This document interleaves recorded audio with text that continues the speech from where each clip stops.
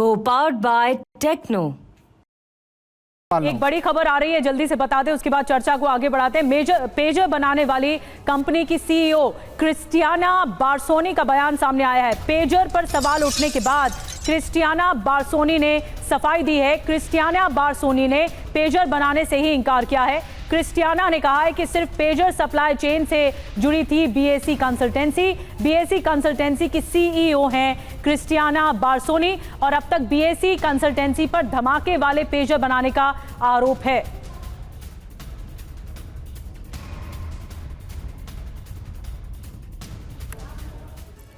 तो देखिए, धमाके वाले पेजर का क्रिस्टियाना कनेक्शन क्या है ये आपको बताते हैं। बहुत ही इंटरेस्टिंग है ये। क्रिस्टियाना ने सफाई दी है। क्रिस्टियाना वो कंपनी जो कि पेजर बनाती है, उनकी सीईओ हैं। बीएसई का सिर्फ सप्लाई चेन के कनेक्शन है, ये कहा गया है क्रिस्टियाना की ओर से। उन्होंने अपने आप को क्लीन चिट दी है। पेजर बनाने से बीएसई का कोई लेना देना नहीं है, ये भी क्लियर किया है क्रिस्टियाना ने। जी, और तीसरी बड़ी बात की, बीएसई कंसल्टेंसी सिर्फ बिचौलिया फर्म है, यानी मीडिएशन का काम करती है, ये उनकी तरफ से सफाई में कहा गया।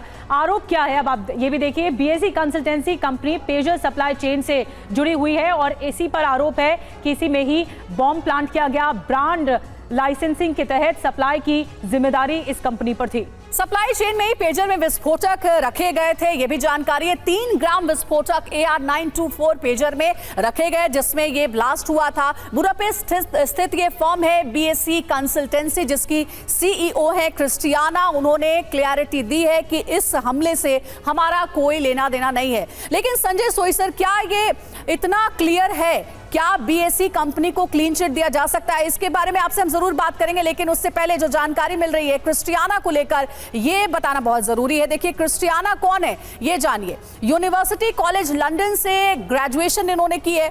यूसीएल से ही फिजिक्स में पीएचडी भी क्रिस्टियाना ने की।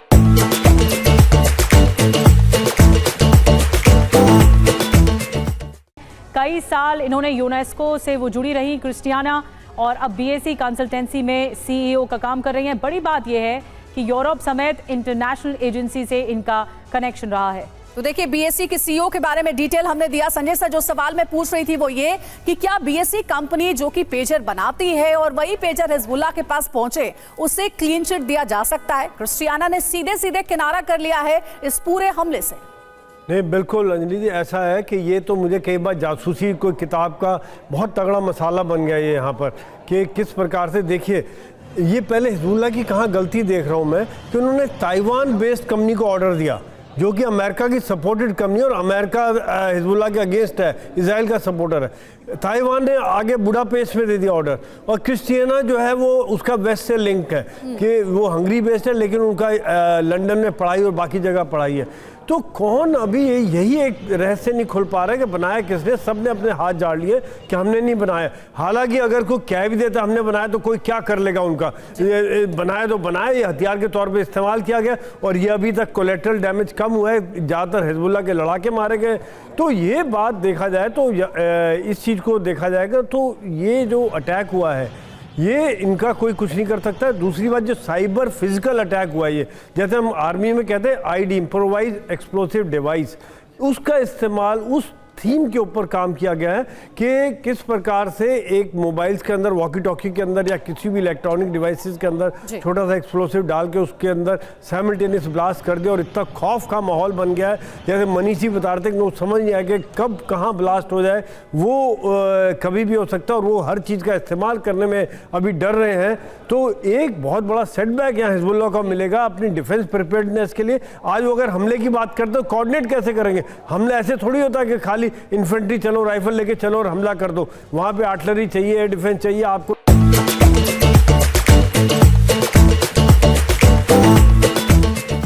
था कि कबूतर के ज़माने में चले गए कि कबूतरों के द्वारा मैसेज जाएंगे उनके पास, या पर्ची सिस्टम, मोटरसाइकिल के द्वारा यही मैसेज का तरीका रह जाएगा, जो बहुत स्लो है आज के लड़ाई के ज़माने में। क्योंकि अभी इजराइल से जो कोई ड्रोन या मिसाइल आ रहे हैं उसकी वार्निंग देने के लिए भी इनके पास कोई जरिया नहीं बचा है। बिल्कुल सर, ज़माना डिजिटल है तो इसी वजह से डिजिटल स्ट्राइक की गई है, डिजिटल अटैक्स किए गए हैं। इजराइल भली भांति ये जानता है। अब आपको कुछ तस्वीरें दिखाने जा रहे हैं।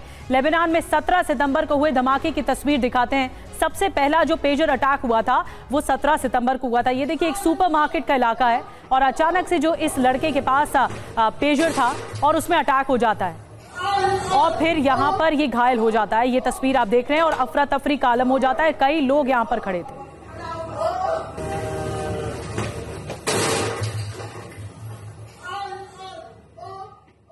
और एक और तस्वीर आपको दिखाने जा रहे हैं जो 17 सितंबर को ब्लास्ट हुआ है। और ये तस्वीर, दूसरी तस्वीर देखिए, ये भी एक पब्लिक प्लेस है जहां पर पेमेंट का काउंटर होता है। इस जगह पर अटैक हुआ है और एक पेजर पे अटैक हुआ है।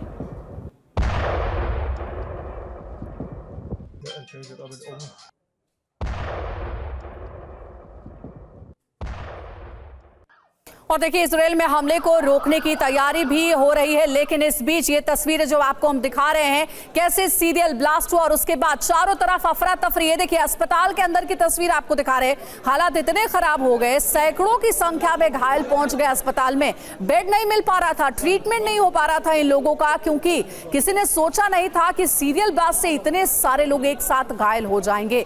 तो ये अस्पताल के भीतर की तस्वीर आपको दिखा रहे हैं। एक और नया वीडियो आपको हम दिखाएंगे कि धमाकों के बाद कैसे लेबनान में अफरा तफरी मच गई। देखिए सड़क की तस्वीर आप देख रहे हैं जहां ट्रैफिक चल रहा है, गाड़ियां चल रही है, लेकिन बीच सड़क पर ही विस्फोट हो जाता है। एक व्यक्ति घायल नजर आ रहा है, सड़क पर गिरा हुआ है। देखिए उसे मदद दी जा रही है और उसे अस्पताल पहुंचाने की कोशिश की जा रही है। और अब पांचवी तस्वीर आपको दिखाने जा रहे हैं ब्लास्ट से जुड़ी हुई। किस तरह का ये ब्लास्ट है, कहां कहां ब्लास्ट हुआ। ये देखिए एक पब्लिक प्लेस है, यहाँ पर गाड़ी में किस तरह धमाका होता है अचानक से। उसके बाद अफरा तफरी मच जाती है। जो लोग घायल हैं उन्हें अस्पताल पहुंचाने की कवायद शुरू हो जाती है। Co-powered by Techno.